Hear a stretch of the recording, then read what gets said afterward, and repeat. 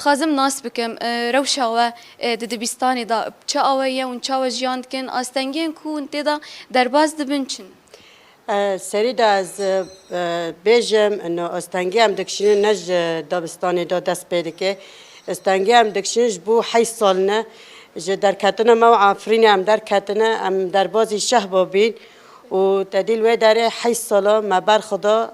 على امل ام بفتن وگرن والاته خو برای خو مدا روز آوا ام هاتن و داره مم جیانا خو بر دوام بکن لی اما در کتنا ما لشه بالور یعنی براستی یعنی دک گلک زحمتیه و گلک بهش بی و یعنی هر تشتک مادی در کتنا ما و شهبا درات لیدا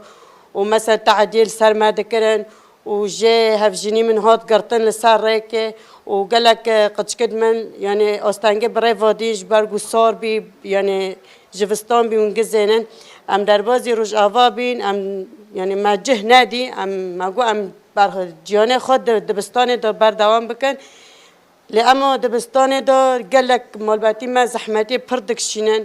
إجبو برجو روج آوا جرمة يعني جرمي في دار الزيداتري جمال الشهب والعفريني لفر زيدا جرمة